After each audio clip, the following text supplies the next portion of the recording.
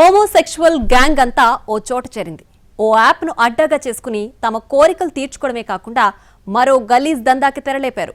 యాప్లోనే code లాంగ్వేజ్లో మాట్లాడుకుంటూ drugs విక్రయాలు జరిపారు. హోమోసెక్స్ అలవాటు కాస్త డ్రగ్ అడిక్షన్గా మారింది. నిఘా పెట్టిన పోలీసులు యాప్ చాటును జరుగుతున్న డ్రగ్ రాకెట్ గుట్టును రట్టు చేశారు. టెక్నాలజీ యుగంలో ప్రతి పనికి ఓ యాప్ వచ్చేసింది. గలీజ్ పనులకు కూడా కొన్ని యాప్లు అడ్డాగా మారాయి. అమ్మాయిలకు అబ్బాయిలు కావాలంటే ఓ యాప్, అబ్బాయిలకు అమ్మాయిలు కావాలంటే ఓ యాప్, చివరకు అమ్మాయిలకు అమ్మాయిలు, అబ్బాయిలకు అబ్బాయిలు కావాలన్నా కూడా యాప్లున్నాయి. ఇలాంటిదే గ్రిండర్ యాప్. కేవలం అబ్బాయిల కోసం మాత్రమే, అంటే ఎక్స్క్లూజివ్గా గేస్ కోసం పనిచేస్తున్న యాప్. ఇంటర్నేషనల్ వైడ్గా రన్ అవుతున్న ఈ యాప్లో అన్ని దేశాలకు చెందిన యూజర్స్ ఉన్నారు. ఇదే తరహాలో గ్రిండర్ యాప్లో చేరారు హైదరాబాద్కి చెందిన కొందరు యువకులు. హోమోసెక్సువల్ కోసం తమకు తగ్గ మ్యాచ్ ఎంచుకుని తమ కోరికలు తీర్చుకుంటున్నారు. ఈ క్రమంలో సెక్స్తో పాటు డ్రగ్స్కి అలవాటు పడ్డారు. డ్రగ్స్ మత్తులో తమ కోరికలు తీర్చుకుంటూ రెచ్చిపోతున్నారు. హోమోసెక్స్తో మొదలై క్రమక్రమంగా డ్రగ్కు అడిక్ట్ అయిపోయారు. డ్రగ్స్ కోసం తాము వాడుతున్న గ్రిండర్ యాప్నే యూజ్ చేసుకున్నారు. యాప్లో కోడ్ లాంగ్వేజ్తో కమ్యూనికేట్ చేసుకున్నారు. తమ ప్రొఫైల్ కింద రకరకాల సింబల్స్ను వాడుతూ డ్రగ్స్ దందా నడిపారు. తమ ప్రొఫైల్ కింద సింబల్స్ పెట్టుకుంటూ ఎవరికి అనుమానం రాకుండా డ్రగ్స్ విక్రయాలు జరిపింది ముఠా. డ్రగ్ కావాలంటే ఫ్లవర్ బొకే పెట్టడం, డ్రగ్స్ వస్తున్నాయి అంటే ఫ్లైట్ సింబల్ పెట్టడం, డ్రగ్స్ అందాయి అంటే పావురం సింబల్ పెట్టడం, డ్రగ్స్ ఎక్కువ మొత్తంలో కావాలంటే రాకెట్ సింబల్ పెట్టడం, ఇలా కమ్యూనికేట్ చేసుకున్నారు. డ్రగ్స్ విక్రయాలపై నిఘా పెట్టిన ఈస్ట్ జోన్ టాస్క్ ఫోర్స్ పోలీసులు ఈ ముఠా గుట్టురట్టు చేశారు. గ్రిండర్ యాప్ అడ్డాగా చేసుకుని డ్రగ్స్ కొనుగోలు చేస్తున్న కన్జ్యూమర్లతో పాటు డ్రగ్స్ అమ్ముతున్న పెడ్లర్లను పట్టుకున్నారు ఈస్ట్ జోన్ టాస్క్ ఫోర్స్ పోలీసులు. ఓ నైజీరియన్ నుంచి డ్రగ్స్ కొంటున్న ఇద్దరు లోకల్ పెడ్లర్లు యాప్లో చేరిన కన్జ్యూమర్లకు డ్రగ్స్ అమ్ముతున్నట్లు గుర్తించారు పోలీసులు. నైజీరియన్ను కూడా అదుపులోకి తీసుకున్నారు. యాప్లో చేరిన మందుల రమాకాంత్, ముదావత్ ప్రసాద్ ఇద్దరికీ హోమోసెక్సువల్ అలవాటుంది.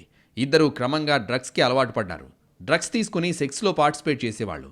గ్రిండర్ యాప్లో తమ వద్దకొచ్చిన గేలకు కూడా డ్రగ్ అలవాటు చేశారు. 1 గ్రాము MDMA డ్రగ్ను 10,000 రూపాయల చొప్పున అమ్మారు.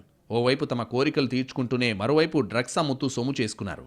యాప్లో చేరి డ్రగ్ కన్జ్యూమర్లుగా మారిన వినయ్ కుమార్, అతీఫ్ అబ్దుల్ సమీ, కొత్తపల్లి మోషా, బల్లం వంశీకృష్ణ, కెతావత్ రాజునాయక్, షేక్ సమీర్, ఆదేపు సత్య సురేష్ను పోలీసులు అదుపులోకి తీసుకున్నారు.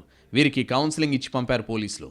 డ్రగ్ పెడ్లర్లు రమాకాంత్, ప్రసాద్పై కేసు నమోదు చేసి రిమాండ్కు తరలించారు. ఇద్దరు డ్రగ్ పెడ్లర్స్ని పట్టుకోవడం జరిగింది. వాళ్ళ నుంచి దాదాపు 100 గ్రామ్స్ MDMAని రికవరీ చేసి ఇద్దరిని కూడా అరెస్ట్ చేయడం జరిగింది. అదేవిధంగా వీళ్ళతో కాంటాక్ట్ లో ఉన్నటువంటి 7 మెంబర్స్ ఈ కన్జ్యూమర్స్ ని కూడా ఈరోజు పట్టుకోవడం జరిగింది.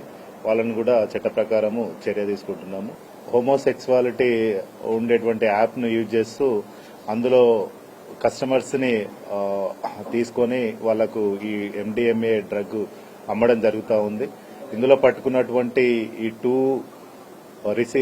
two peddlers మరియు they are in participating in this homosexuality. I mean gay to gay sex, that is same sex.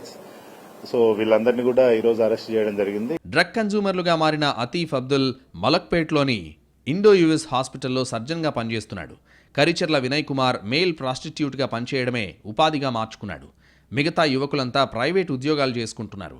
Ramakant 5 ఏళ్లుగా Indira Park, Sanjeevaiah Park, parade గ్రౌండ్తో పాటు పలు బస్టాప్లలో తిరుగుతూ హోమోసెక్సువల్ వ్యక్తుల కోసం వెతికేవాడు.